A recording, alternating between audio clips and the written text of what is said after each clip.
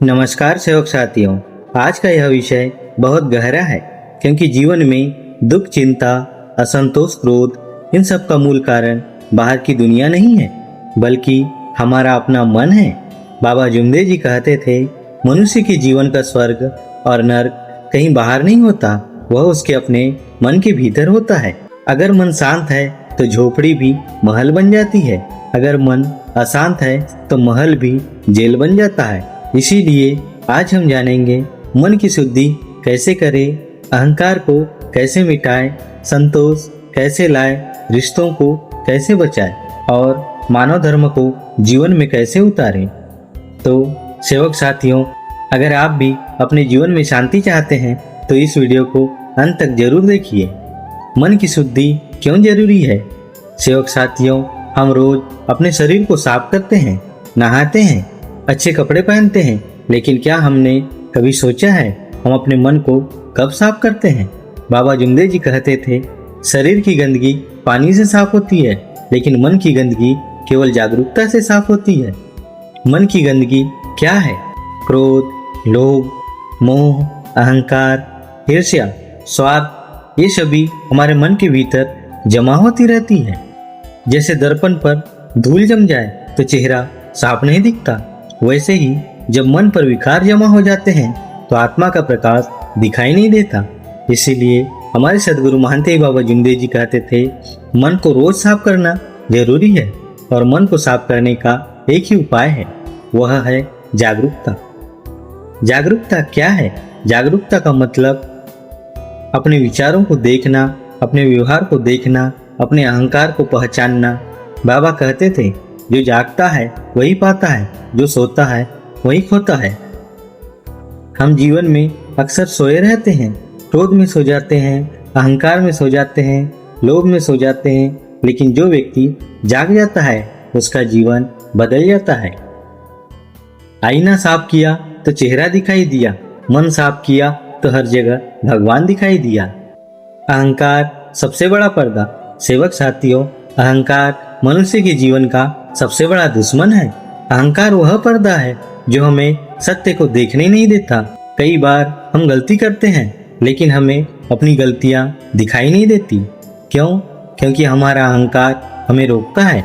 बाबा कहते थे, जब तक अहंकार जीवित है तब तक परमात्मा हमारे भीतर प्रवेश नहीं कर सकता।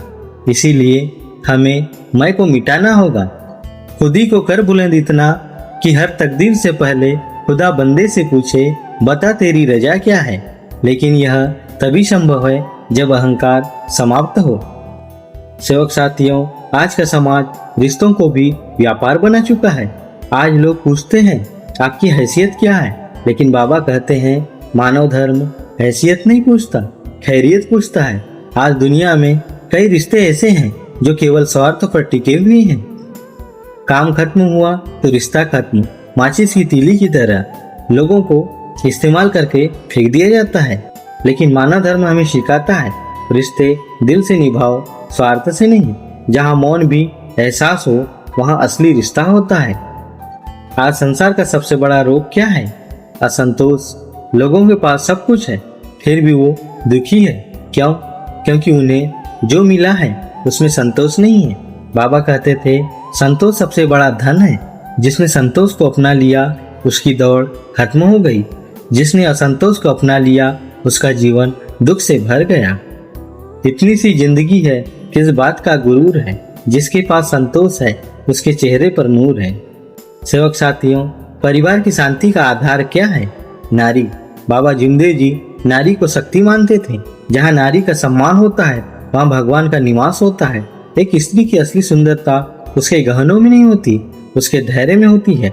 अगर घर की स्त्री खुश है तो घर स्वर्ग बन जाता है, अगर घर की स्त्री दुखी है तो घर नरक बन जाता है। इसलिए हर सेवक को यह समझना होगा, नारी का सम्मान ही धर्म का सम्मान है। मानव धर्म क्या है? सेवक साथियों, मानव धर्म कोई कर्मकांड नहीं, मानव धर्म है इंसानियत, दूसरों को दुख को समझना, दूसरों की मदद करना। बाबा कहते थे, जब हम दूसरों के आंसू पोंछने लायक बन जाते हैं तभी हम मानव धर्म को समझते हैं। मानव धर्म के 3 स्तंभ हैं, तत्व, शब्द, नियम। इन तीनों पर जीवन खड़ा होता है। सेवक साथियों, आज हमने जाना मन की शुद्धि क्यों जरूरी है, जागरूकता का महत्व, अहंकार का खतरा, रिश्तों की सच्चाई, संतोष का महत्व, नारी का सम्मान, मानव धर्म का मार्ग। अगर हम इन बातों को अपने जीवन में उतार ले तो हमारा जीवन सच में स्वर्ग बन सकता है। नजर बदली तो नज़ारे बदल जाएंगे, किश्ती बदली तो किनारे बदल जाएंगे। अगर आपको यह विचार अच्छा लगा हो तो इस वीडियो को जरूर शेयर करें और कमेंट में जरूर लिखें। मैं जागरूक जीवन को जीने का संकल्प करता हूँ। भगवान बाबा हनुमान जी की जय, महान तेग बाबा जुमदेव जी की जय, परमात्मा एक। सभी सेवक सेविकाओं को मेरा नमस्कार।